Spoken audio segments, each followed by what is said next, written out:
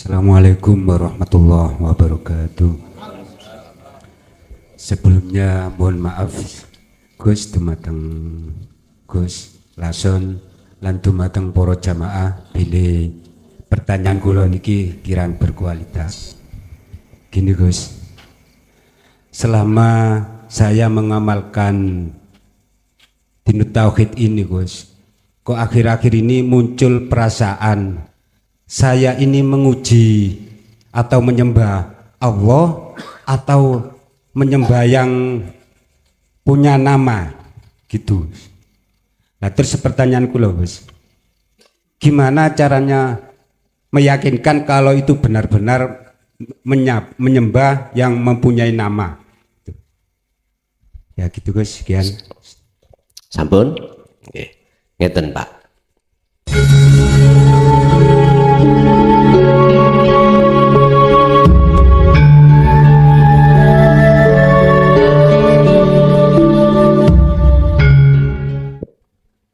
Assalamualaikum warahmatullahi wabarakatuh. Waalaikumsalam. Kalau padi tanglet ngeniku kan syariat ibaraten kendaraan, terus toreko dalan hakikat tujuan. Terus jenengan sering nyampaikan lek pun tutup tujuan kendaraan kan boten asal betul melebet teng gatos tempat iki. Niku maksudnya cara kepahamane niku tos pundi. Terus ingkang nomor kali wonten makalah tiang lek menurut syariat niku tiang talak tiga niku kedah napa sing esti napa yang jalur kedah nikah kali tiang lintu lek mantun ngoten saged kembali lagi niku cara hakikate tos pundi. Makaten assalamualaikum warahmatullahi wabarakatuh. Waalaikumsalam warahmatullahi wabarakatuh.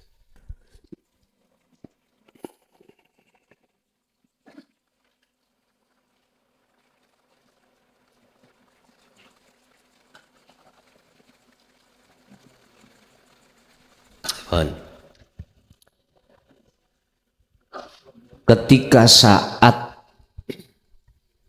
sudah melaksanakan hukum hakikat, orang itu istilahnya sudah tahu tujuannya di dunia ini hanya menyembah pada Allah. Otomatis semua perbuatan yang terjadi pada diri seseorang itu ketika berjalan dan menuju dan bertemu Allah, mesti dia selalu mengutamakan pandangan Allah di atas pandangan manusia. Lah, kalau sudah sampai pada tujuan, tadinya thariqahnya kita tetepi. Maksud daripada kita kalau sudah sampai tujuan yang disebut makrifat, itu otomatis Pak. Thariqah hukum apa yang terjadi di situ ketika detik-detik jenengan ada di makrifat tujuan, dia tidak berlaku. Yang berlaku adalah hukum yang jenengan tetapi di situ. Apa itu? Berhubung jenengan sudah sampai tujuan berarti hukum makrifat. Hukum makrifat niku adalah jaiz atau jawas karena ahad. Tatkala jenengan masih ada hukum hakikat, maka yang berlaku di situ hukum hakikat.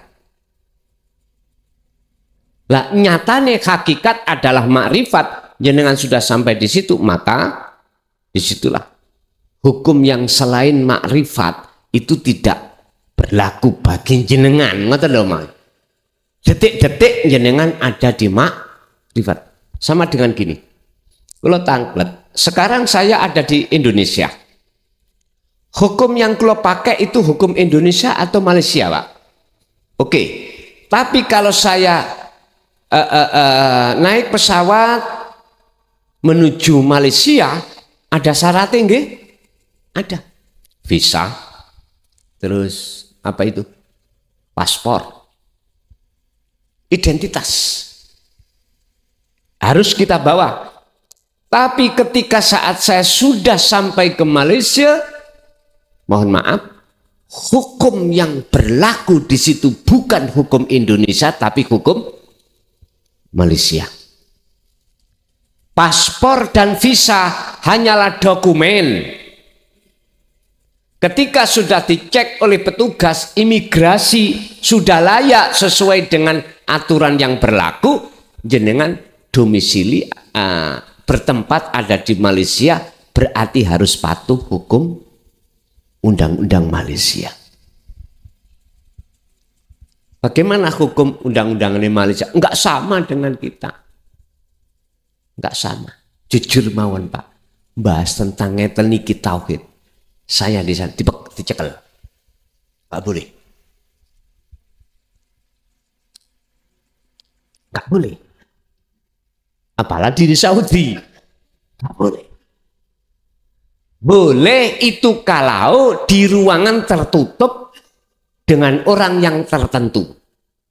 Artinya apa ya?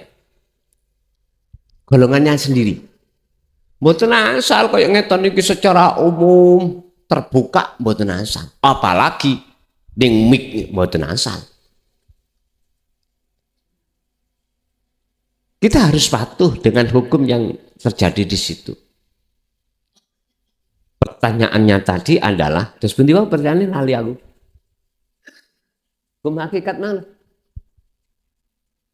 Kalau kita sudah di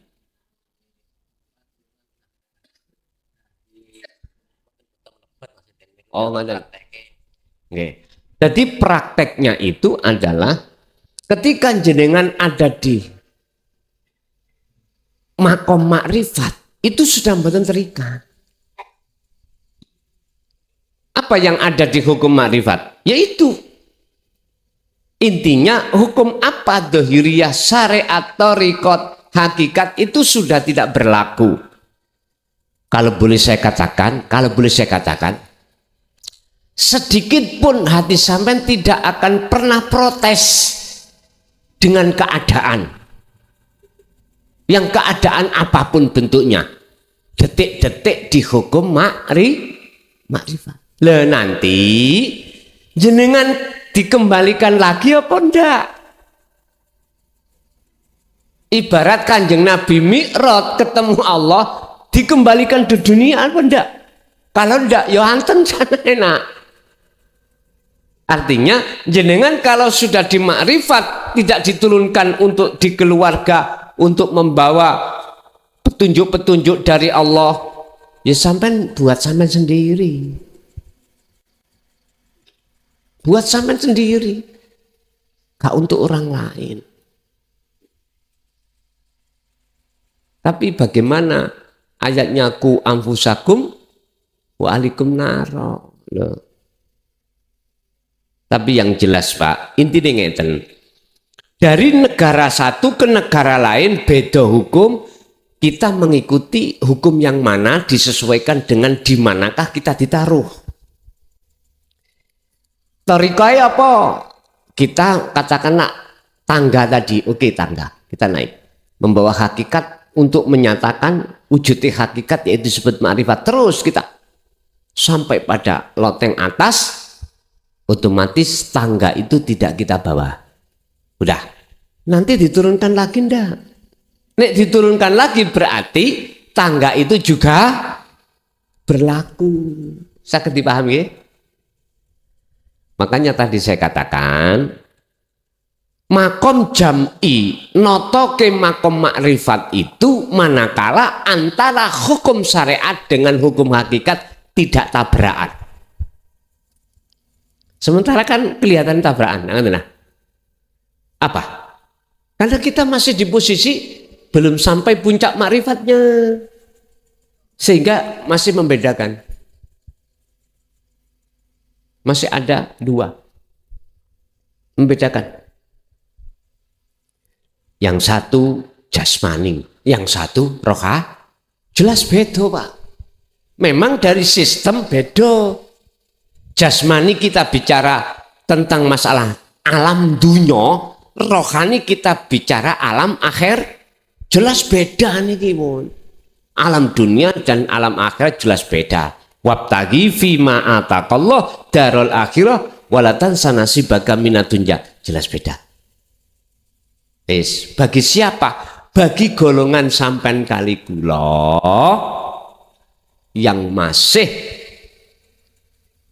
belum mencapai tingkatan makrifat, memang begitu. Wong sudah mencapai tingkatan makrifat aja, jikalau kita itu yang asalnya dari atas ke bawah, bawah ke atas, ketemu di tengah-tengah, jret, lewat ndi dulur omong, lewat ndukur enak. Kamu lewat nisor.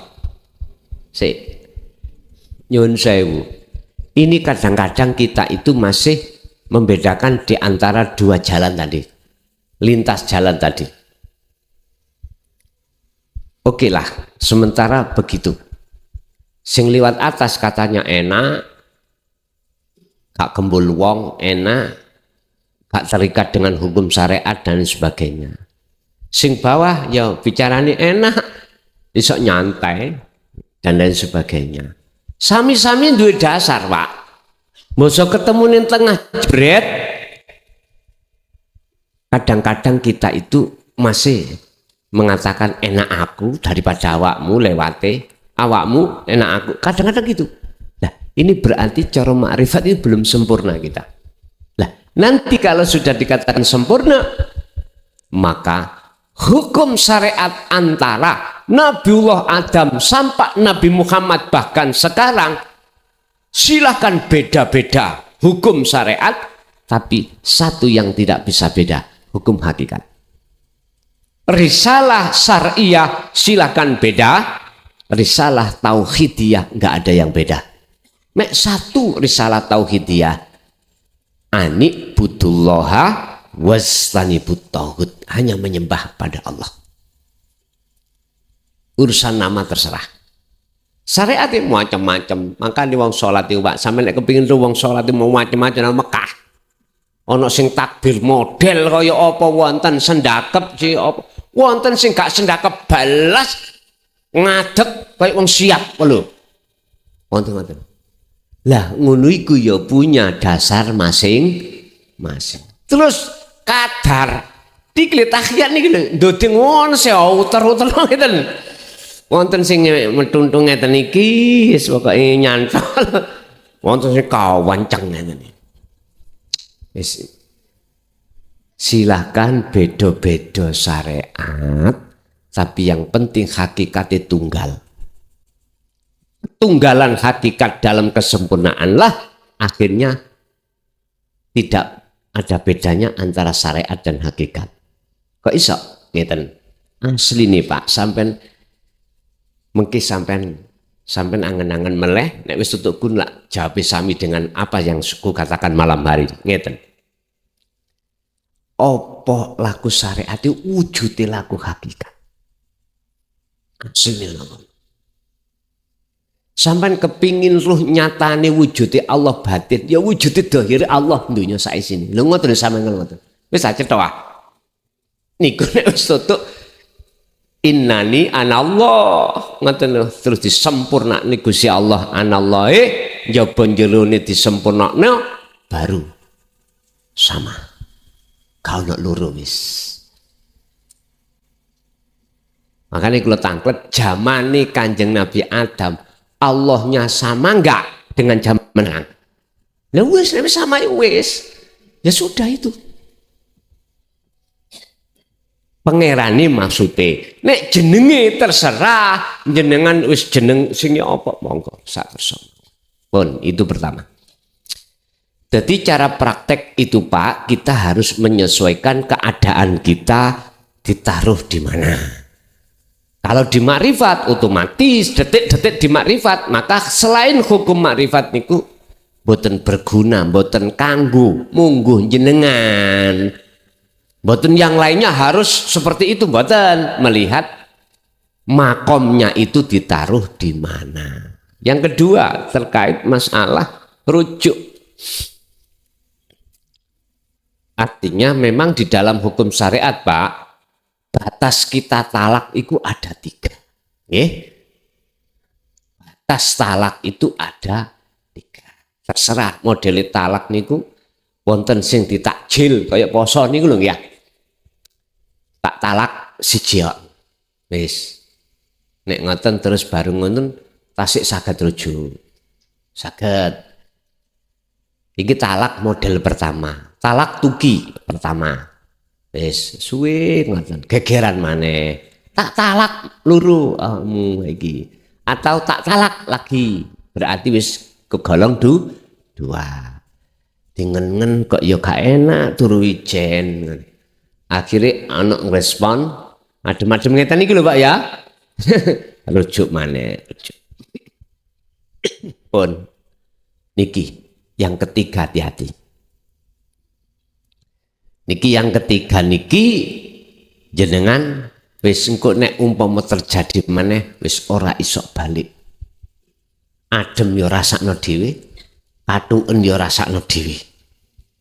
Kembali ada beberapa persyaratan. Iki bahasa syariat.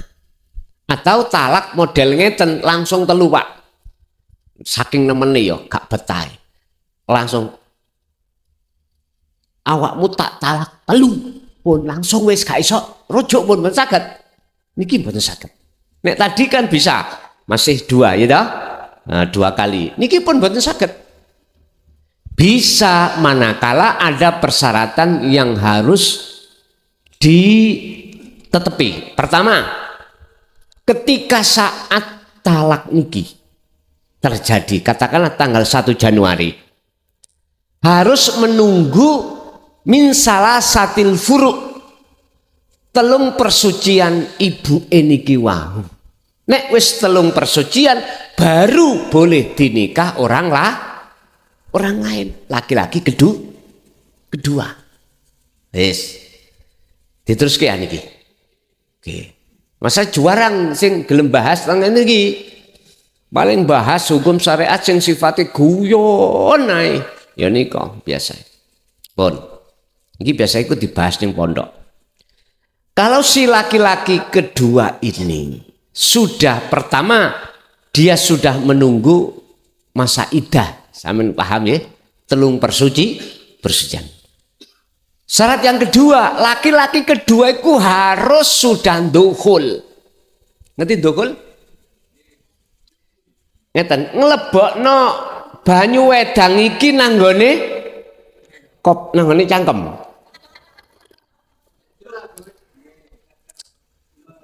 Jenengan netel lah. Nggih pun sak kersa. Ngomongku ya apa wangel lek. Wis padha ngertine netel jenengan wau. Nggih. Wajib. Syarat kedua ini harus dilakukan niki. Jadi tidak boleh laki-laki kedua niki mboten normal gak boleh. Tahu mboten normal nggih? Wong syarat dukhul iku wajib.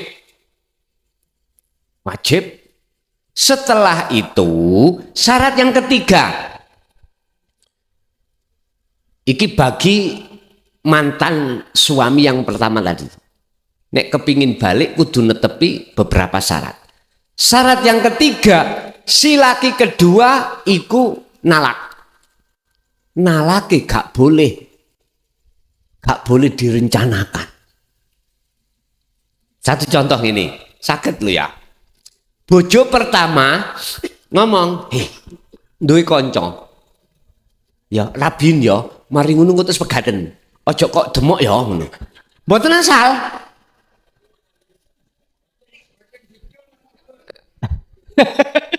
Baik, mboten diculno. Mboten asal. Jadi suami yang pertama mboten ansal murui ngongkon memerintahkan suami kedua untuk melepaskan. Dari suami yang kedua, lah kerasa enak, nyaman, Lah nyapa takjul nila ngoten nggih. Loh, itu semuanya untuk pelajaran Pak bagi kita.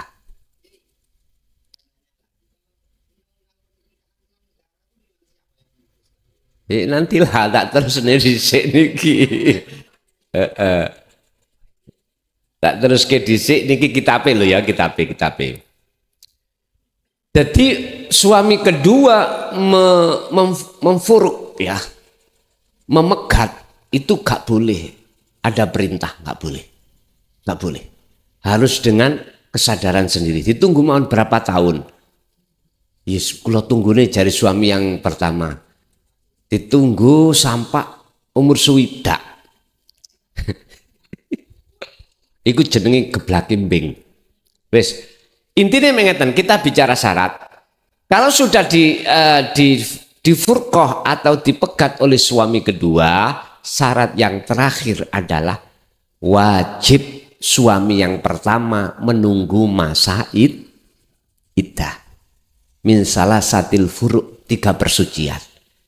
Itu tujuannya untuk membedakan jikalau seorang perempuan itu hamil anak siapa. Noto kitab apa jenenge faraidnya apa? Noto ahli warisnya itu memastikan ini gennya siapa. Sampai Quran itu ngati-ngati ini 3 persucian. Padahal biasanya 1 persucian sudah cukup Pak nggih? Cukup. Wong wedok pun haid berarti wis gak meteng. Wis jelas wis betul-betul bisa untuk menetapkan ini nanti anak siapa. Tapi Quran bicara min salasatil furu'. 3 persuci iku saking ngati-ngatine hukum. Jadi jenengan disuruh untuk menunggu masa iddah. Yes, gak usah ngomong selok kaduen. Ya wis itulah akibat kita ceroboh tentang masalah perceraian. Bahkan Rasulullah dawuh sing namanya nikah itu halal tapi dibenci ya di situ. Makanya hati-hati Bapak. Nah, perkara talak niku nggih wonten sing soreh, wonten sing isaroh. Sing isaroh malah enggak sampai ngerteni. Mulya nanggone mbokmu. Lho iku wis masuk. Dengan catatan ati sampean memang ada niat untuk memfirqah. Tadi hati-hati lho. Tak delok-delok ya, bokongmu koyok bokonge ibumu. Hati-hati niku. Loh, hati-hati lho menyamakan mentasabuhkan garwa sampean dengan ibu. Hati-hati. Makanya bahasa syariat itu sebetulnya itu sebagai kolerasi kita untuk lebih berhati-hati. Bon. Apa hati-hati? Kok gak oleh dibaleni maneh? Wis ping 3. Pak nyun sewu ya. Kita mulai awal rohaniah kita kan bawa amanah. Janji. Sing wis ditulis Gusti Allah di alam nukot goib. Surat Al-A'raf 1-2. Apa perjanjian sampean kali kula? Hanya 1. Tidak akan menyembah, mencintai, memuja, memuji kecuali hanya pada yang esa. Titik. Lah, di situ janjinya itu ditulis Allah. Siapa yang melanggar adab. Bukti ini pertama jenengan melanggar kali kula. Bukti waktu akil balik. Melanggar toh? Ati mencintai, ati memuja, ati memuji terhadap selain Allah. Apa jadinya hati sampean? Gelisah, khawatir, takut. Ayo. Sing dadi pejabat apa sing ditakuti? Logrok jabatane. Sing sugih logrok sugi. Jenengan punya kehormatan di mata masyarakat. Apa yang jenengan takutkan? Ilange kehormatan. Loh, itu menunjukkan khawatir, gelisah, takut. Iku siksa sudah.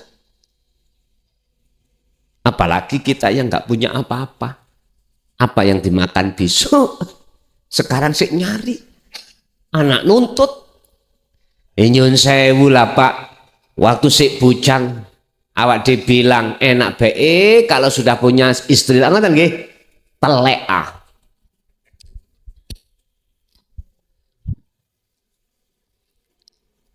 Ketika saat Allah kasihkan istri, apa yang terjadi Pak? Enak sak kelenteng, remeke sak rendeng.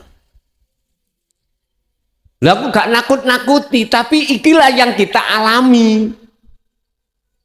Tapi itu tidak akan terjadi, ya tidak akan terjadi apabila ruhaniyah sampean niku wonten barometere tauhid, baru nyaman. Sehingga siji kadang-kadang kepingin nambah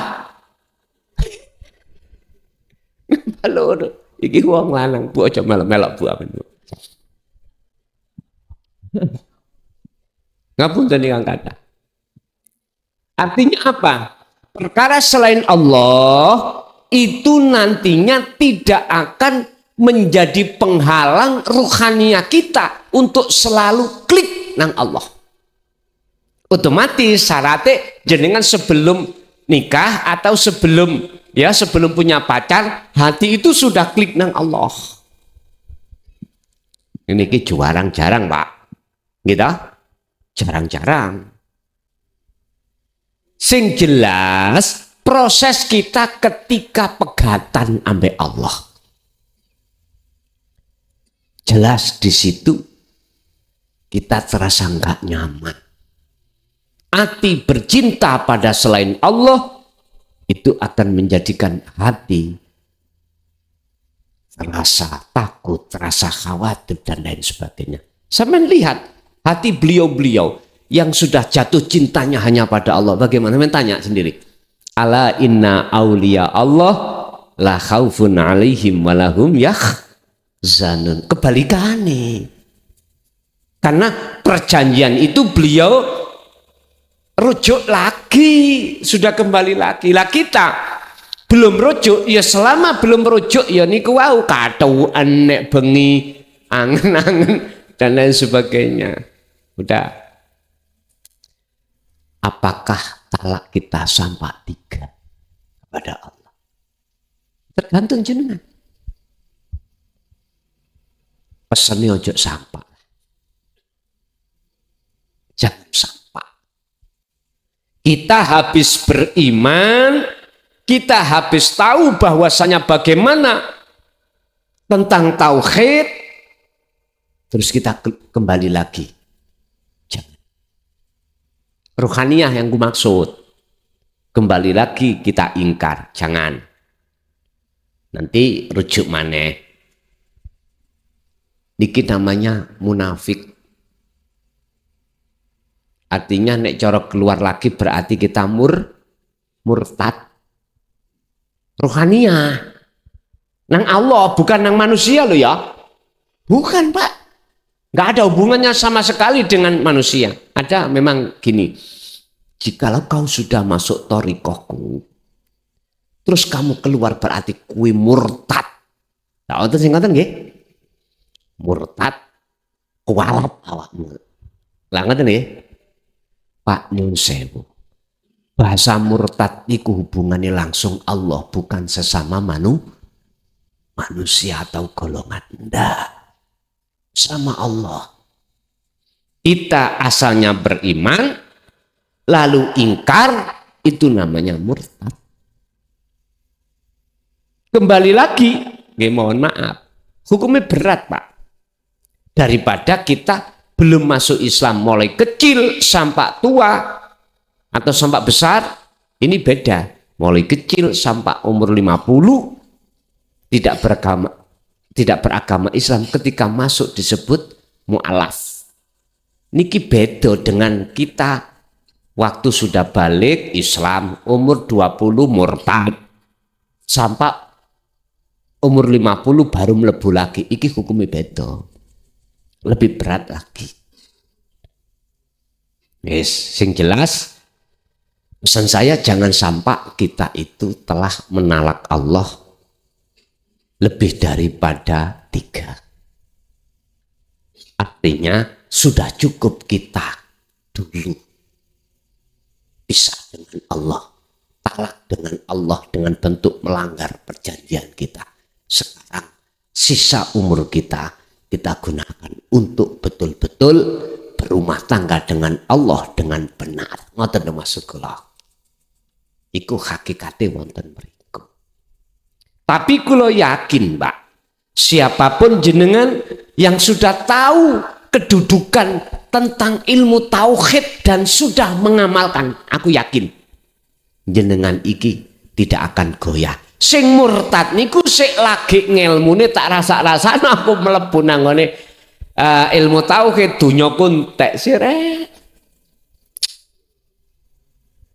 Terus ujian yaitu bertubi-tubi, bojo minta pulang, anak wis gak nganut, wis balik maneh ae. Tapi yakin kalau jenengan sudah betul-betul mengamalkan gak akan goyah. Ya inilah yang kumaksud, cukup sekali berpisah dan kembali lagi selama-lamanya. Maka wis terus pun yang ada di negara atau di catatan sipil itu tentang pernikahan. Nyun sewu kula juga orang pemerintahan, Pak ya.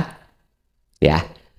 Saya pun tidak bisa menolak apa yang menjadi ketetapan di dalam catatan sipil atau di dalam undang-undang pernikahan di negara itu yang di bawah kementerian agama. Sing jelas mek ngeten. Ngapunten Kang Kathah, tidak jauh berbeda dengan apa yang di agama. Cuman saja ya. Namanya orang. Istilah bahasa kuning bisa dibuat merah. Merah bisa dibuat contoh. Kalau nggih ngalami teng masyarakat kula piyambak.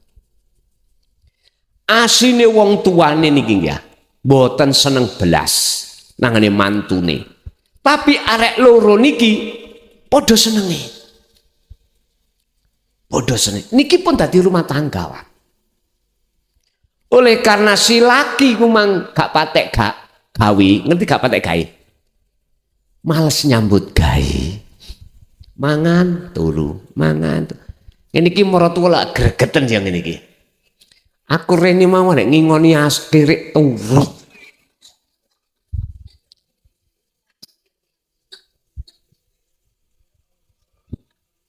Tapi anak-anaknya itu suka, seneng. Walaupun Kang Masih kumang ora patek duwe gawe apa duwe gawe, dan mempunyai penghasilan gian. Cuman penghasilan iku mboten ketinggal kados jenengan kali kula. Jenengan nang sawah jelas kenal to akase, nang kantor nang pabrik niki mboten. Jualan ning online. Kang lah mertuane gak ngerti to ya. Padahal duit tabungan kathah. Tapi oleh karena orang tua tidak tahu gawene turu mangan. Mboten ngertos niki putrane dikongkon mekyat. Lagian dereng duwe anak pun pirang tahun? Kira-kira nggih hampir 6 tahun. Wis ngene nduk. Alasono nang hakim gak duwe keturunan. Terus memang faktanya ngoten, Pak. Faktanya begitu.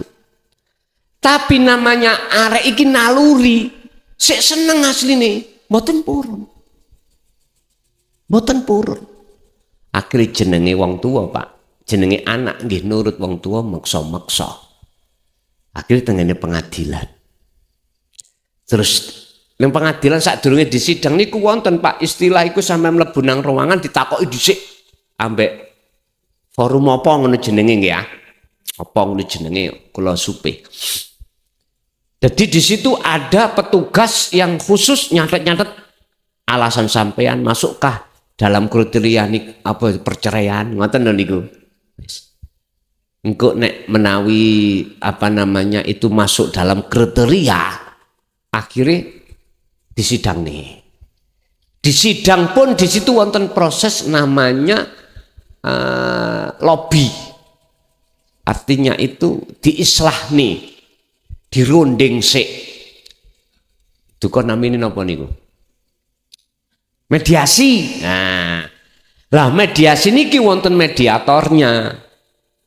Tapi kadang-kadang orang itu wis timbang ribet pasrah ae nanggone kuasa hukum. Cek cepet. Nggih ngapunten Kang Kathah, aslinipun asli. Arek loro iki boten purun bisa. Pulih karena tekanan. Nyon sewu lho. Akhirnya petugas iku wani. Nah terus bagaimana di mata Allah? Ayo, nek petugas berani memisahkan, terus memberikan surat ayo.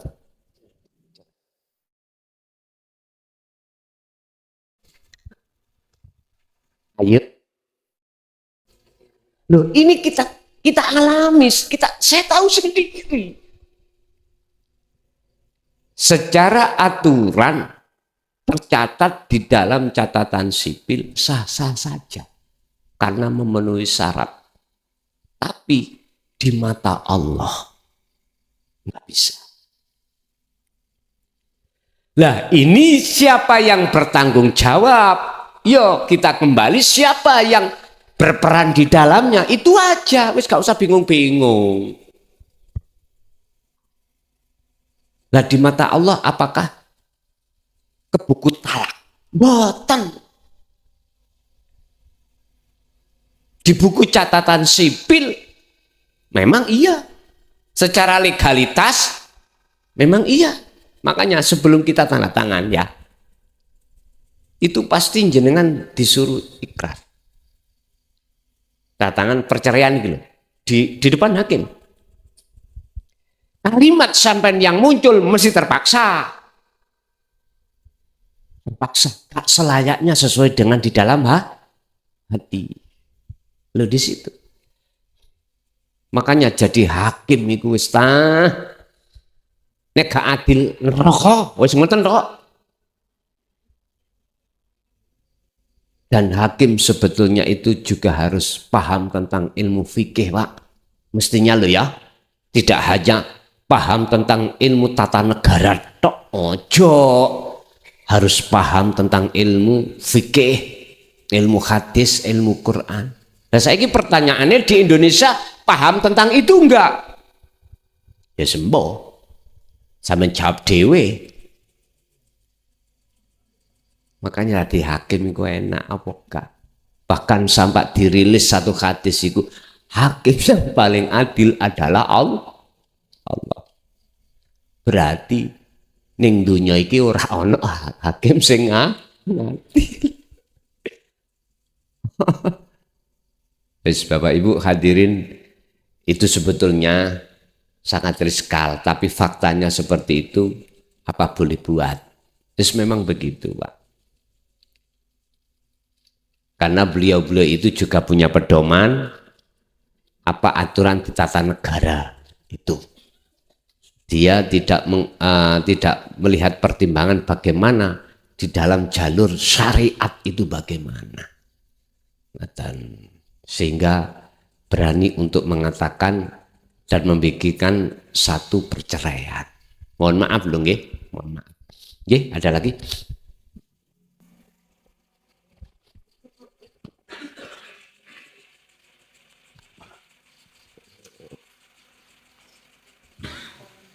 Assalamualaikum warahmatullahi wabarakatuh. Gus katanya tadi tidak diterima sholatnya sebelum orang itu bermakrifat. Pertanyaannya bagaimana dengan orang yang jadi imam sholat di masjid setiap hari jadi imam? Itu gimana? Saya tadi bicara kacamata hakikat loh ya. Beda nek kacamata syariat. Jikalau dilihat dari kacamata hakikat, apabila imamnya tidak diterima Allah. Mohon maaf, tinggal makmumnya tadi bagaimana? Lah sing tanggung jawab sapa? Wis, berhubung ini bicara tentang hisab dan penuntutan, otomatis saya bicara syariat tulian. Sing tanggung jawab yo imam, ndase wangi. Anggite enak dadi ndas ngono bae. Makanya orang dihina orang itu jawabannya pasti kepala. Raimu, gak mungkin tanganmu lah, gak mungkin nggih. Yang pilot ndas tok. Sebab ngalor yo buntute melok ngalor. Gini Bu, kalau secara kacamata syariat muga-muga diterima, muga ngoten. Tapi secara hakikat hukum kepastian diterima dan tidaknya barometernya itu di makrifat atau tidak. Ingat, di dalam Ihya diceritakan tentang masalah Imam Ghazali. Hanya gara-gara amalia beliau membiarkan lalat minum mangsi, itulah dia akhirnya diterima, bisa masuk ke rahmatnya Allah. Bukan karena sholatmu Ghazali, zakat, puasa, hajimu, bukan itu kau saya masukkan surga, hanya karena ketika saat kau membiarkan makhlukku minum di asbakmu kau biarkan. Loh, apakah secara fisik? Boten. Ketika jatuhnya hati ketemu Allah nih loh. Bukan berarti Imam Ghazali hatinya itu waktu sholat tidak seperti itu, enggak. Ikut contoh kecil, apalagi contohnya banyak, kecil aja seperti itu. Jadi tidak bisa sholat diandalkan untuk bisa mendapatkan rahmat atau surga Allah, boten saged. Sing saged cuman kemakrifatan wow. Lah kemakrifatane wonten ketemu pundi? Ketemu nulung rondo misale. Nek makrifate teng mrunu, teng mriku, ya iki won. Atau kemakrifatane waktu jenengan ngaji, waktu jenengan lapo wae ningali teng mriku. Ingat, jikalau di dalam hatimu ada syirik, walaupun itu sebesar biji sawi, itu sebagai penghalang dirimu untuk tidak bisa masuk surga. Kebalikannya, jikalau di dalam hatimu ada sebiji sawi tauhid, itulah harapan kau akan bisa masuk surga. Senajana dihukum dhisik basane syariat. Sampean kali kula niki Pak pun terlalu lama dihukum Pak. Mulai sejak awal kita balik, bagaimana keadaan hati jenengan ketika menghadapi kondisi dunia, resah, gelisah, resah, gelisah, resah, gelisah. Ini ku selalu sampai dapatkan. Tapi sekarang sudah waktunya Pak, kita yang tidak memiliki resah dan gelisah. Pun caranya ya kembali kepada Allah. Wa anibu ila rabbikum. Kembalilah kau pada Allah. Caranya, ya ayyatuhan nafsul mutmainnah irji ila rabbiki radiyatan. Radiyatan. Ridho hati sampai ngelepas cintane sakliyane Allah ning ati. Dilepas. Cara ning lepas berzikir. Terus menerus baru nanti dilepaskan Allah.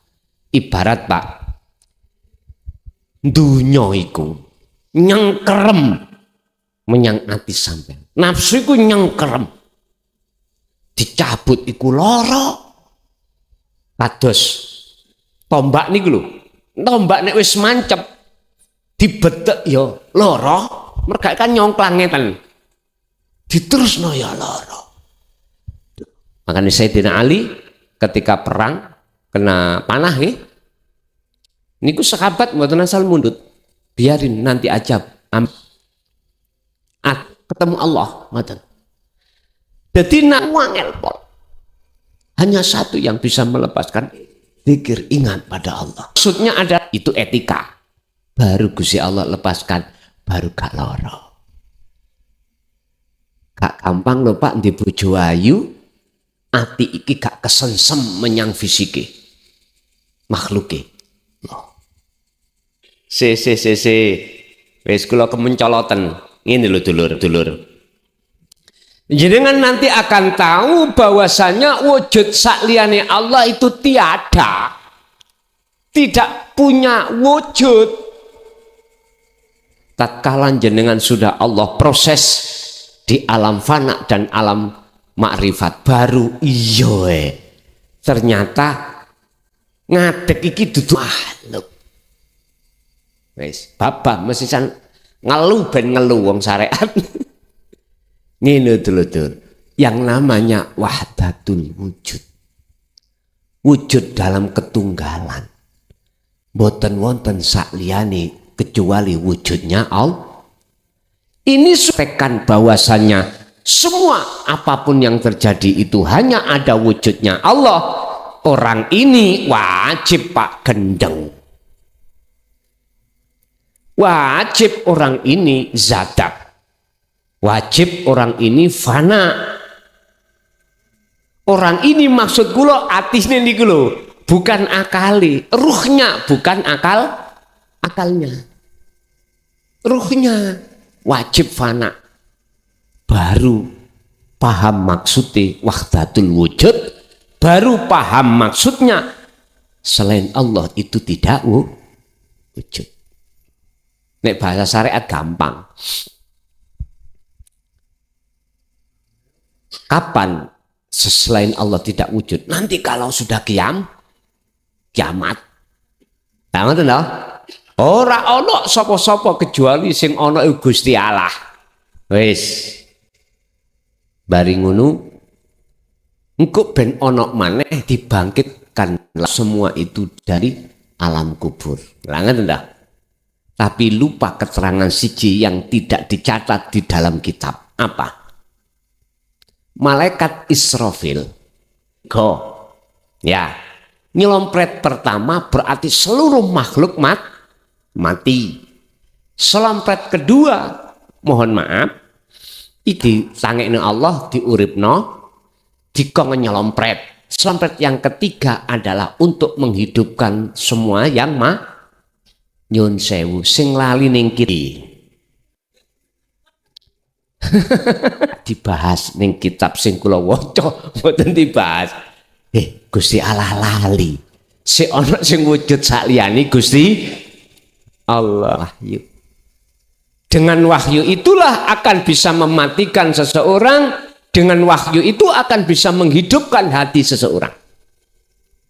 Ya dicekno ilmu tauhid berontak. Fi qulubihim maradun fazadahumullahu. Jadi marot niki maknane mati. Nek cara makna murad iku penyakit, iki dimaknani mati. Nek dia itu sudah mati malah bertambah mati. Jadi ilmunya didatangkan tidak menjadi satu kesadaran, tapi justru malah mengingkari, tambah mati. Wahyu ini akan bisa menghidupkan orang mati. Nyun sewu, artinya hati yang mati tadi dikatakan mati karena hati kita menjadi budaknya nafsu. Ketika wahyu ini didatangkan, jenengan terima, akhirnya hati menjadi hidup. Nabi Musa diceritakan di dalam kitab di dalam Al-Quran surat Al-Baqarah menghidupkan orang mati dengan cara digebuk sebagian daripada tubuhnya sapi. Apa maksudnya? Visian anggota tubuh sapi wau bisa buntut lho ya. Bisa buntut, bisa sikil, bisa apa kuno. Cangkeme digebuk nang mati urip gak ngono maksude. Boten ngoten maksude. Cara hakikate lho ya. Nek cara syariate ya Yes ngono mbiyen niku. Tapi hakikate mboten ngoten maksude. Apa yang dimaksud sebagian dari tubuh Baqarah? Tubuh sapi. Niki bukan sapi biasa, Pak. Sapi yang tidak pernah dibuat bajak. Sapi yang tidak pernah dilakek nih. Ngapunten Kang Kadah. Warnane niku lho kuning. Lha piye ketemu warna kuning ya masan, ya gak abang, ya gak putih wis. Niku kan kisah ya. Kisah. Nabi Musa bisa menghidupkan orang mati. Bukan syariatnya maksudnya, hakikatnya. Itu adalah wahyu, Pak. Maksudnya itu wahyu. Boleh aneh longko, Pak. Longko. Yang dimaksud sapi yang tidak pernah dibuat bajak, corak ruh niki mboten kecampuran urusan dunia. Angel to golekane ngoten. Dari sisi warna aja susah dicari. Niki kan ceritanya dengan Bani Israel sing mboten percaya ngoten lho. Ya Allah. Akhirnya artinya mek ngeten tok. Ilmu itu gak angger ana atine wong. Ilmu itu, wahyu itu hanya ditaruh Allah di dalam hatinya seseorang yang betul-betul mingkol bin salim. Hati yang sudah Allah selamatkan dari pengaruhi hawa nafsu. Muncul ini sebagian daripada tubuh wong mati urip, artinya hati yang mati digebukno dengan wahyu ini terus diterima urip. Artinya hati sampean akan menjadi hati yang hidup. Di situ loh maksudnya. Makanya ning Quran niku mengkilah nek pun dibuka Al-Qur'anul Qadim sampean kari ngene. Oh, iku ta maksude. Nek ngoten tok. Tinggal jenengan mengke condong nglampahi apa ora. Makanya ilmu-ilmu kedikdayaan biyen lak teko Quran diwaca terus ditirakati lak ngoten nah. Akhire dadi kasat karomah. Ansine wonten mriku. Ketemune wonten hakikat makrifat iku ya apa nang Gusti Allah. Berhubung iku dilakoni goleki ning kedikdayaan ya wis ketemune ya mek iku mang tok. Ibarate jenengan mengke nek ngamalno surat Al-Baqarah ayat berapa itu tadi kula lupa. Engko ya iso nguripno wong mati. Cara dhahire dadi wong mati sampean demok mbuh apane urip maneh, urip maneh. Niku nek memang diizini dening Gusti Allah. Tapi tak ingatno, rugi sampean nek ngamalno iku lapo. Dudu iku tujuane Quran wahyu diturunkan itu bukan itu. Tujuannya cuma satu, memberikan hidayah hati sampean supaya bisa kembali kepada Allah. Nggih, bentek ditanggung imam ibu. Ngoten mawon cara syariate ya. Nek cara hakate wong wuta nuntun wong wuta, karo-karone nggih kecebur. Nggih, monggo.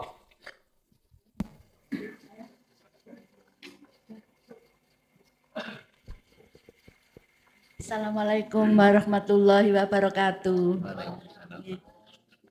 Gus niki kados wau nurut napa nggih fakta di lapangan niku nggih seakan-akan seperti kabar di interi. Tapi dikasih rasa hakikat itu koyo wis ora butuh apa-apa niku dos pundi Gus. Penak-penak mawon. Nyuwun penjelasannya Gus. Assalamualaikum warahmatullahi wabarakatuh. Waalaikumsalam warahmatullahi wabarakatuh. Memang Pak, ad-dunya mazra'atul akhirah. Jenengan dikopiok ning dunya iku.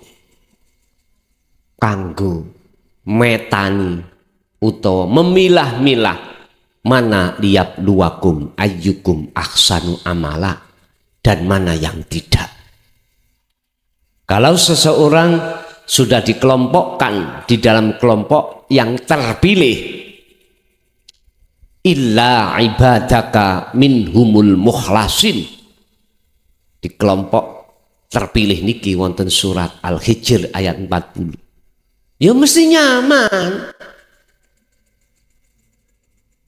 Jadi dulur medur aja man nyaman. Wis mesti nyaman, iku otomatis. Bu.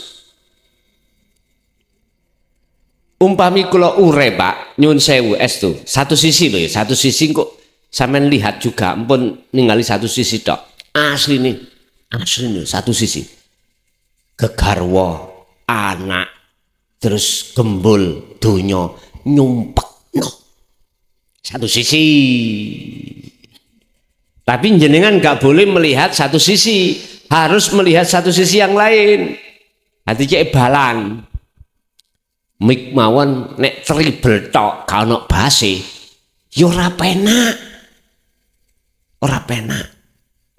Harus balan. Artinya apa? Gini, Pak. Kita ini berhubung si ono dunya, kata Allah, wala tansa nasibaka minad dunya. Nikmati apa yang kuberikan padamu urusan dunia. Tapi jangan satu hal, jangan sampai lupakan akhiratmu. Berarti piye? Ya jenengan kali kula sak dermo mawon. Kita ayahi, tapi satu sisi hati kita tetap memandang semua itu hanya karena Allah. Beres pun. Akhirnya digembulno wong model nopo ae saged. Istilah sampean belunggon. Ketemu godhong ijo tadi ijo, godhong merah ya tadi merah. Itu namanya belunggon. Nggih. Ada lagi?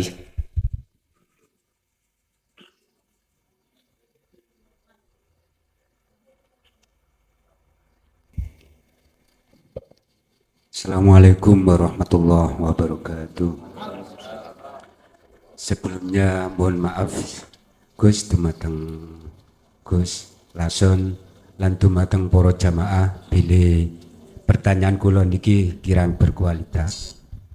Gini Gus, selama saya mengamalkan dinut tauhid ini Gus, kok akhir-akhir ini muncul perasaan saya ini menguji atau menyembah Allah atau menyembah yang punya nama gitu.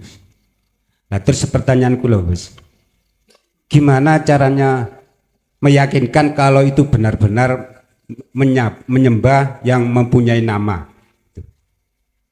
Ya gitu Gus, sekian. Sampun? Oke. Ngeten Pak. Kita wajib untuk dikenalkan proses di dalam makom muraqabah yang kami sebut di depan tadi. Makom Allah itu di dalam hati terasa dekat.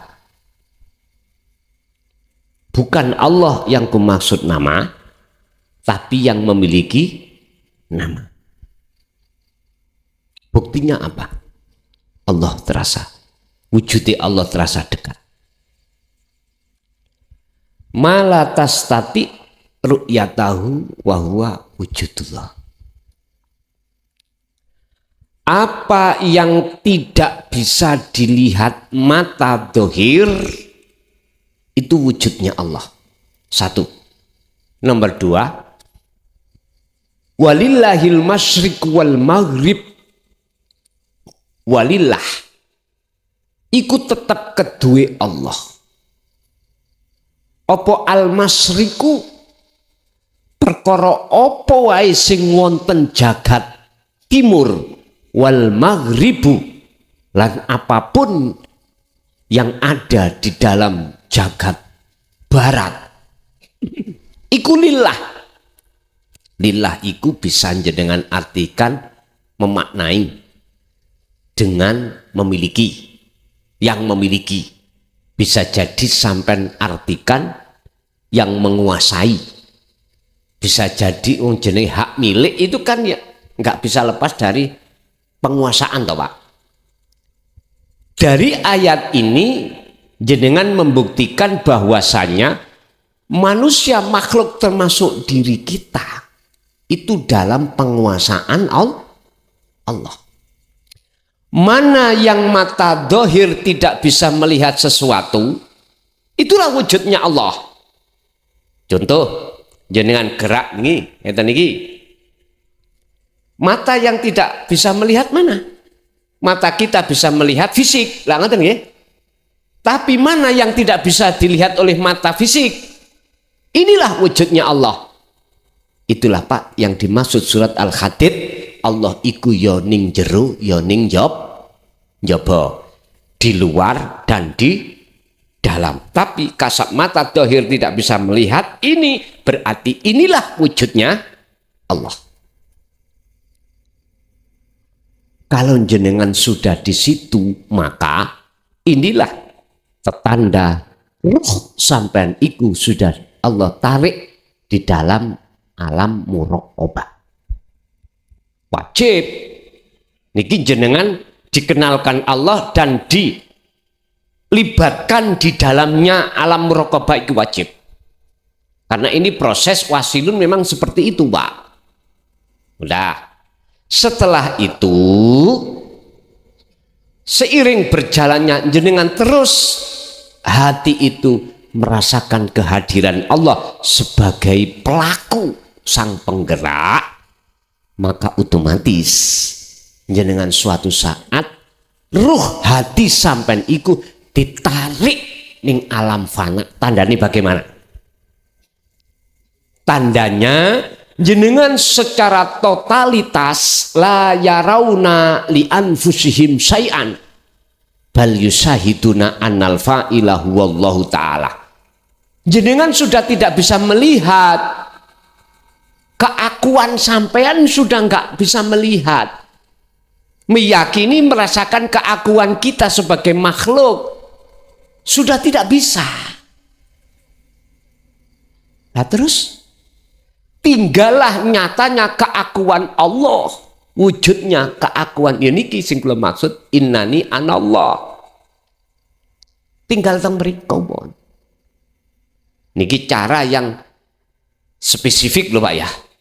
Cara yang cepat mungguh jenengan lampahi untuk mengenal dan tahu dan ketemu mana sih wujudnya Allah di situ. Wis mek ngeten tok sampean. Etika kudu sampean gawa.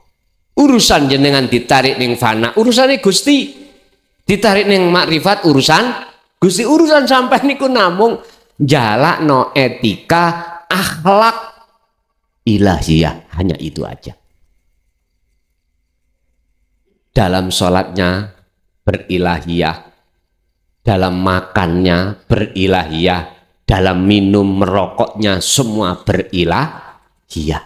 Niki lho sing dimaksud akhlak ilahiyah niku wonten mriku. Nikilah yang kula maksud husnul khuluq, sak bagus-baguse pira-pira akhlak. Nek cara wong Jawa iki cara ati wis nggawa akhlak berbudi luhur wonten mriku. Nggih. Kasih wonten. Nggih, pertanyaan niku nek kula mulut kula nggih berbobot, Pak. Daripada tanya garwa sampean pinten, anak sampean pinten, bicarane salat sing bener, rakaate dhuwur apa petang rakaat, ya sik berbobot pertanyaan itu tadi. Sebab pertanyaan itu tidak semua alim ulama bisa jawab. Alim ulama yang sifatnya syariat lho nggih, mboten saged jawab. Paling jawab kok wis ngene lho. Awakmu berupaya tak ngerti artine sing kok waca. Fatihah iku ya apa kudu ngerti artine. Tahiyat iku ya apa kudu ngerti. Pak, nggih ngapunten. Nggih mboten saged. Mboten saged. Jawabane iku Al-Baqarah 238. Jawabannya, Waqumu lillahi qanitin. Jikalau Anda ingin bisa untuk sholat khusyuk, ya khafidu ala sholawah was sholatil wusta. Baru sakit ketemu teng mriku. Nggih ngapunten Pak, niki hikame sarah Pondok Miftahul Ulum Jaya Baru sampun selesai. Lateng mriku wonten dua pilihan. Kula mboten saged ngomong karena memang halamannya itu mencapai 2000 berapa gitu ya. Duh. Umpama kula omong tebeli sakmenten iki. Nek dijadikan satu lho nggih. Dadi ben gak berat. Ben gak berat. Kula niki asli mikir umat iki regane niku abot. Akhirnya solusi kula pedhot. Tak dadekno loro. Cek mboten berat. Masalah ekonomi kita kan macam-macam toh Pak ya. Ekonomi kita macam-macam. Apalagi nanti kalau kita sudah menginjak Al-Qur'anul Qadim. Aduh. Insyaallah. Lo nek ngomong masalah urusan dunia ini mboten saged lho, mboten saged. Mboten saged. Tapi bagaimana caranya kalangan menengah ke bawah itu jadi ringan. Bisa dijangkau. Niki kok umpami kula lebokno hukum sing biasane kanca-kanca ahli tasawuf ngregani nggih mboten saged ngomong kula. Kula mboten derek niku. Niki mawon sing awak dhewe kemarin menerbitkan kitab Jalan Rahasia Menuju Makrifat jilid 1. Itu aja 100 berapa itu? 150. Terus sing jilid 2 125, sing jilid 3 130. Itu masih bisa dijangkau. Terus nek menginjak nanggone nggih ngapunten ingkang kathah. Sarai hikam niku ya napa niku. Wis terserah mengke pengurus kula tak musyawarah, ya apa sekirane iku bisa dijangkau oleh masyarakat menengah ke bawah. Nek menengah ke atas wis mboten mikir kula. Mboten mikir. Menengah ke bawah niku lho sing kula maksud niku ten. Sebab semua itu pasti akan ingin memiliki. Apalagi sing penasaran tentang Al-Quranul Qadim. Iku gak cukup biaya tok Pak. Juga ruhaniyah.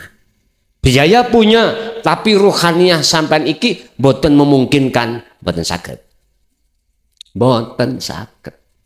Ruhaniyah sampean minimal itu sudah duduk di muraqabah. Minimal loh niki. Minimal bisa jadi itu tidak bisa. Tapi kalau jenengan itu sudah ada di fana utawa makrifat kantun nyocok-notok antara tulisan ambek ningati sampean. Podo apa ora? Wis mesti podone. Sebab sejatine apa sing ana njaba pancaran teko jero lho ngoten. Berhubung jerone durung jelas nontok mesti protes sampean. Ngapunten kang kathah.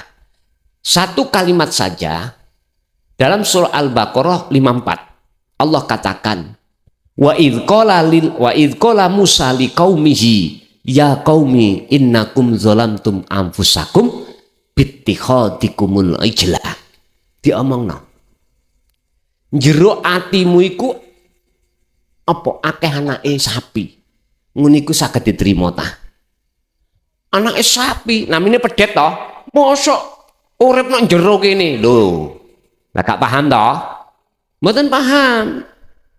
Sapi sak anake iki urip nang njaba iki son. Kok iso ana jero ati? Lah, nolak to? Akhirnya mboten saged sampeyan trimo kitab iki. Karena sapi ini si ono jopo, durung ngerti sapi njero anake sapi lak cilik ta Pak. Tapi ning jero iki luwih gedhe daripada mboke sapi njaba. Lho ngoten niku. Artine he kaumku, kamu telah melakukan zalim, perbuatan zalim terhadap dirimu dengan bentuk ngingu anak sapi ning jero ati. Ngingu anak sapi ning jero ati. Ngelu Pak jenengan. Anak sapi nek gadangan kok nek jerone ati. Lah wis iku contoh kecil mawon. Nggih. Nggih. Asik wonten. Bismillahirrahmanirrahim. Assalamualaikum warahmatullahi wabarakatuh. Mohon pencerahannya dalam surat Al-Fajr ayat 10, ya ayyatuhan nafsul mutmainnah irji'i ila rabbiki radiyatan mardiyah fadkhuli fi ibadi wadkhuli jannati, yang artinya wahai jiwa yang tenang, kembalilah kepada Rabbmu dengan keadaan ridho dan diridhoi. Berarti yang diundang Allah itu jiwa ya Gus. Perbedaan antara jiwa dan ruh itu gimana menurut hakikat? Terus yang kedua, alhamdulillah bulan depan kita memasuki bulan Ramadan. Gimana caranya agar puasa syariat ini menjadi puasa hakikat? Karena kita ditempatkan Allah di jalur wasilun. Matur nuwun saderenge. Assalamualaikum warahmatullahi wabarakatuh. Waalaikumsalam warahmatullahi wabarakatuh. Mengapa harus dipanggil jiwa? Kok gak kalimat itu ya ayyatuhar ruh? Kok ya ayyatuhan nafsu? Mengapa harus ada sifat yang nyipati nafsu yang berupa mutmainnah? Ngeten Pak. Disebut jiwa adalah ruh yang masih terkontaminasi dengan kesenangan dunia, itu disebut jiwa. Disebut mutmainnah tenang kalau ruh, kalau jiwa iki mau betul-betul menjadi ruh. Kalau disebut ruh itu berarti sudah tidak terkontaminasi dengan dunia. Sehingga perbedaan antara jiwa dengan ruh beda-beda tipis. Ruh adalah sesuatu yang sudah tidak terkontaminasi dengan kesenangan dunia.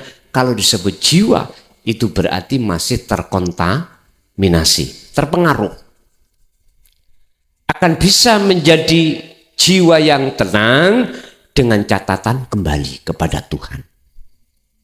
Mengapa harus ada perintah? Lah, inilah Pak alasan mengapa ditulis nafsul mutmainnah. Karena ada perintah. Sebab di mana ada perintah berarti itu ada indikasi pelanggaran. Andai kata ngeten. Misalnya jenengan punya anak. Anak itu sudah ada di dalam rumah. Jam segini, jam 9. Mungkinkah jenengan itu mengatakan terhadap anak, hei anakku, masuklah ke rumah. Padahal anak di rumah. Mungkin? Mboten mungkin tak? Mboten mungkin. Olehnya orang tua menyuruh anak masuk ke rumah sebab anak itu masih di luar rumah. Olehnya Allah memanggil dan memerintahkan kita untuk irji'i ila rabbiki, kembali kepada Tuhan, karena ruh akhirnya disebut jiwa itu dalam kondisi tidak baik-baik saja. Artinya ruh itu masih terkontaminasi dengan kesenangan dunia. Itulah yang kusebut ruh yang telah meninggalkan cintanya pada Allah, katut cinta terhadap dunia. Ada syaratnya bisa kembali. Apa? Rodiyatan. Wajib ruh itu ridho melepaskan apa yang dia cintai tadi. Apa yang dia cintai selain Allah? Lepasen. Garwan jenengan lepasen. Anak sampean lepaso. Dunya brono lepaso. Artinya ego sampean iki lho, Pak. Yang merasa memiliki, merasa waduh macam-macam, lepas. Nguniku yo gak gampang. Nggih? Mboten gampang. Mboten gampang. Luwih gampang jenengan melepaskan secara fisik. Gampang nek fisik wis ditinggal maklap wis gampang. Tapi awak dhewe lho, fisik sik campur, ya. Terus dikongkon ngelepasno. Iki jare wong Jawa, ya. Idek tanpa senggolan. Adoh napa jeneng ini? Lah, ya itu. Laksana seperti minyak dan air. Cedek toh, Pak? Hadis siji.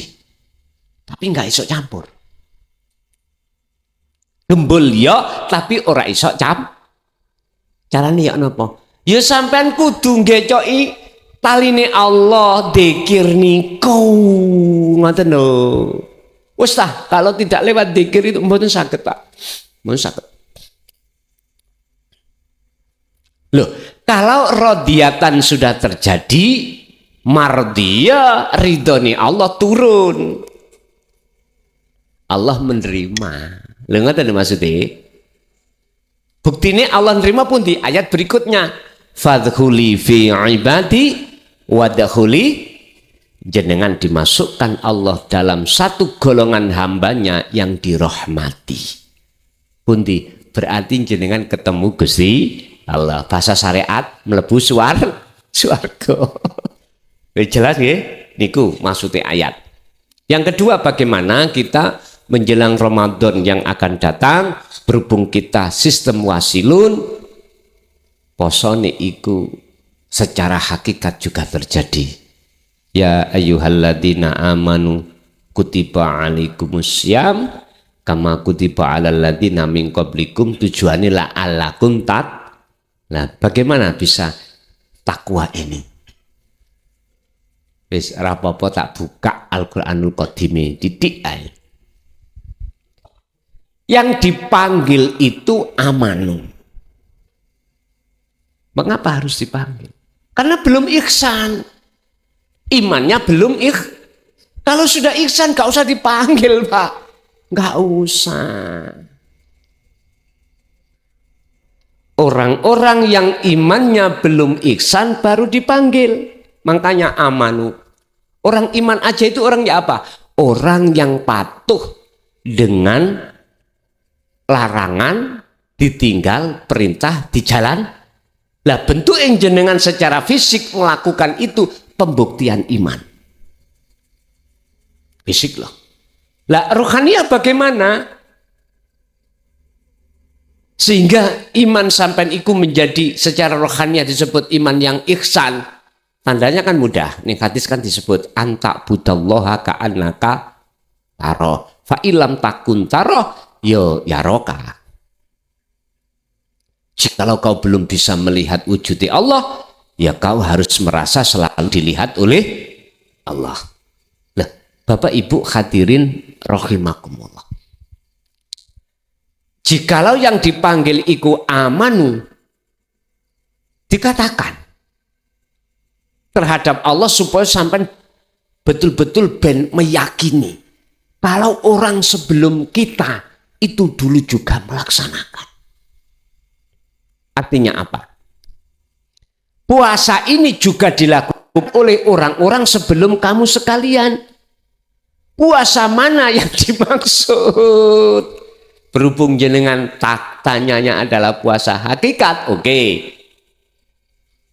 Tapi isra ndugi syariat kan ngeten, waktu poso jenengan nggak boleh kemasukan perkara apapun terhadap diri jenengan, apakah makanan, minuman yang sengaja.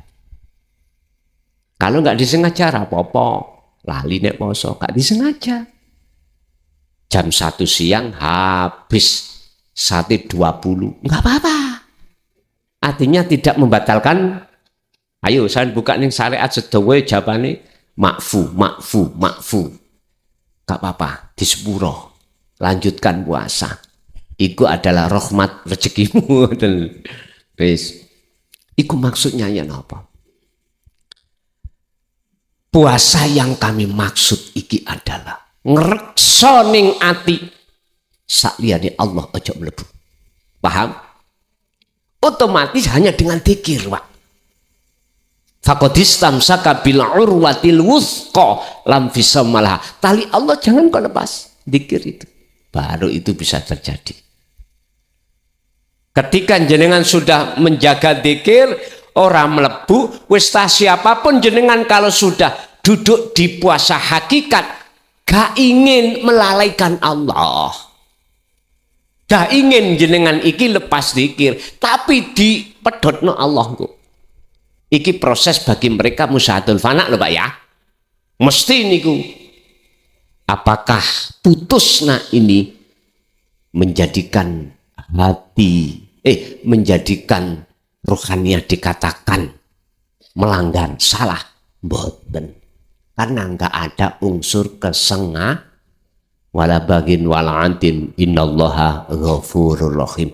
Dimafu. Padha karo cara syariat poso sama dengan kita. Sebagai proses musyahadatul fana pasti jenengan suatu saat akan dilalaikan. Tapi pasti akan ditarik kembali. Itu pasti. Karena semua 3 golongan di dalam alam makrifat itu semua sudah ke buku kekasih Allah. Jadi supaya puasa jenengan juga secara hakikat, jagalah hati dari perkara selain Allah dengan cara berzikir. Itulah ayatnya la'allakum tattaqun, supaya kau betul-betul jadi orang yang bertakwa. Oke.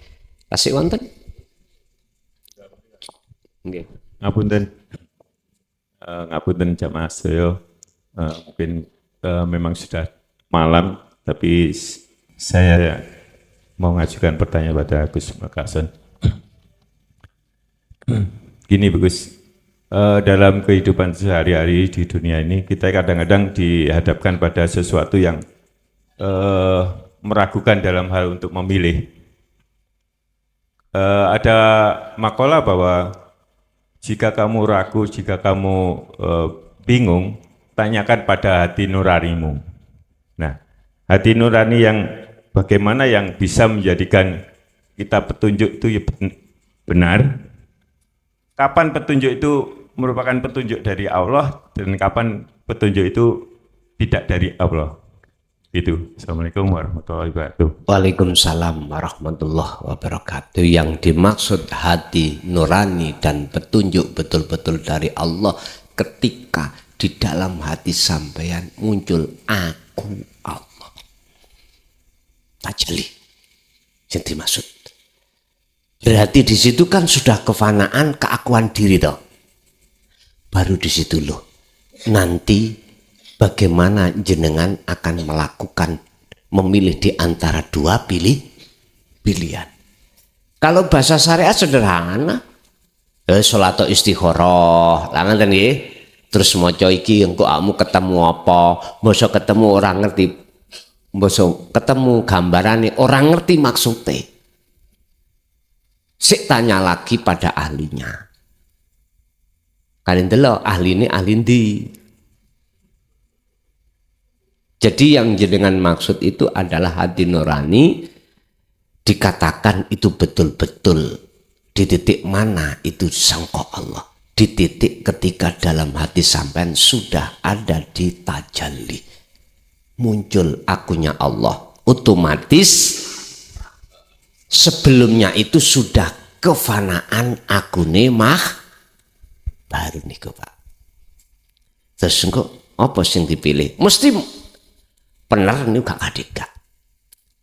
Karena Gusti Allah gak pernah salah. Mboten pernah salah. Walaupun kelihatannya itu dipandang manusia gak adil, tapi itu asli bentuk sifat adil Allah.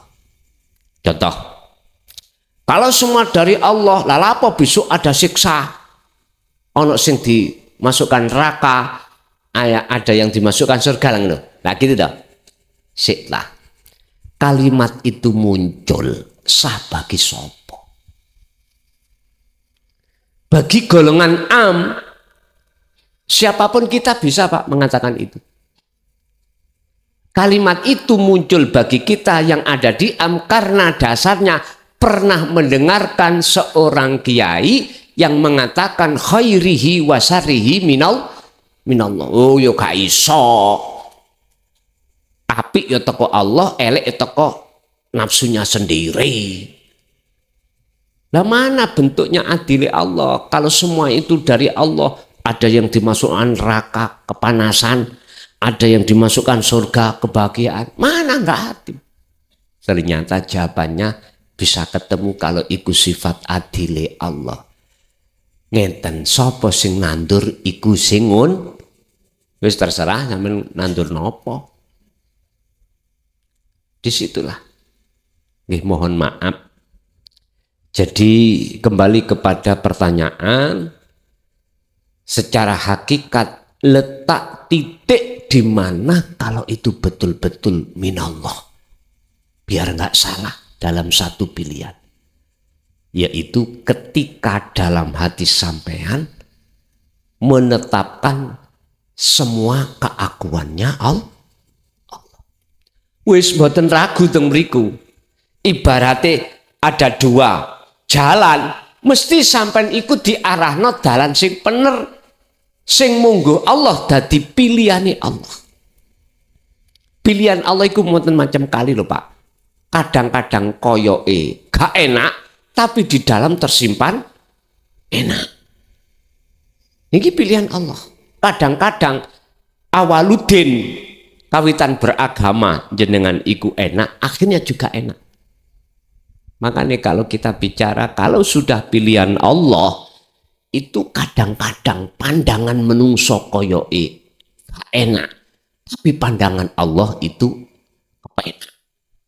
Kadang-kadang pandangan menungso penak, luweh-luweh ya pandangan Allah. Tinggal kita pilih yang mana terserah. Tapi lupa, ada kadang-kadang pandangan menungso enak, tapi akhirnya jatuhnya ora penak. Contoh, mbon tersinggung nggih. Kabeh menungso, wong lanang rabi pingin oleh wedok sing ayu. Wis otomatis. Sejarah pembunuhan pertama itu gara-gara ini. Antara Qabil dan Habil.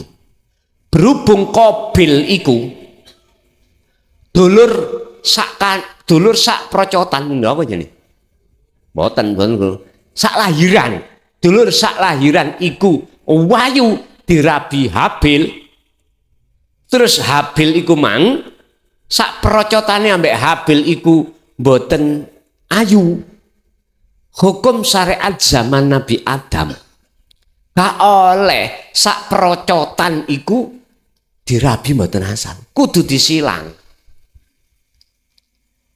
Dulure Habil kudu digarwa Qabil, dulure Qabil dirabi Habil. Berhubung Pak, dulure Qabil niku ayu, dulure Habil niku awon, sing awon diwenehno sing ganteng. Mboten terima, akhir terjadi pembunuh pertama kali.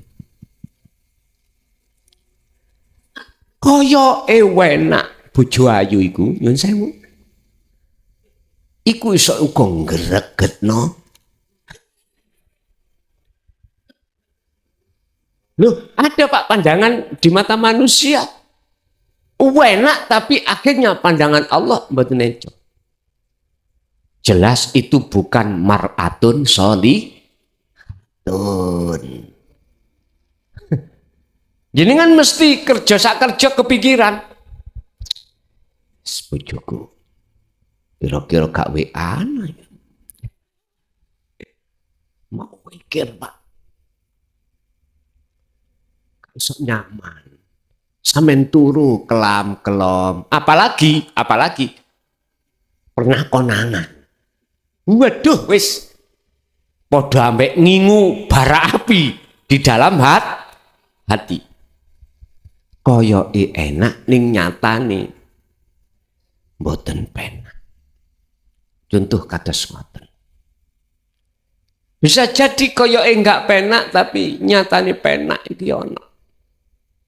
Pandangan menungso wis gak 11, tapi pandangan Allah hatinya menjadi hati yang mar'atun sholihatun. Lah, bisa jadi seperti itu. Sampai nyun sewu diisarahno Kanjeng Nabi dalam satu hadis, kuwi nek nggarwa wong wedok nyun sewu senajan lemu kaya drum nyun sewu tapi manaan yaiku sing kudu jenengan nikah daripada langsing kaya cekak ora iso mana. Lho iku bahasa isyarat bukan bayi iku mboten. Maksudnya terhadap siapapun lihatlah sifatnya itu. Karena sifat iku nyipati ruh. Kalau ruh iku sifatnya iku akhlakul karimah, yo iku maksudnya ati sing urip tegese manaan iku ati iku urip. Anak niku kan urip to, Pak. Urip dari panjang tangan wong tua. Anak lho. Nah, mohon maaf. Hadis iku isara. Ngisaroi apa? Ngisaroi sampai nek golek wong wedok kudu sampai wong lanang golek wong wedok golek wong lanang sampean tontok atine dhisik. Ojo terpengaruh dengan tampilan fisik dulu. Itu nomor 2. Tapi umumnya diwalik. Nomor pertama alasannya cek kena gawe bowo. Arek saiki kan ngoten, Pak. Wes Allah, padahal Qur'ane dawuh wabtaghi fima ataqallahu darul akhirah. Rohnya dulu. Piye sipate? Makane namanya nazar alias pacaran itu gak kanggo ngumbar nafsu, untuk menyelami mengenal sifatnya bagaimana. Sampai niku cekak keblusuk ngono lho wong cara wong tukon nang toko cek mboten keblusuk. Lah wis kadung ketukon ya wis ramuten. Saono.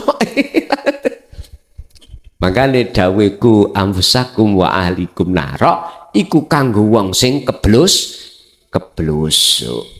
Ya wis, ada harapan, ada harapan. Dandani njaba dhisik banjur dandani jero. Iki wong keblusuk. Wong sing dandani jerone dhisik boten keblusuk penak sampean mlaku sak mlaku wis gak bingung maneh. Nggih.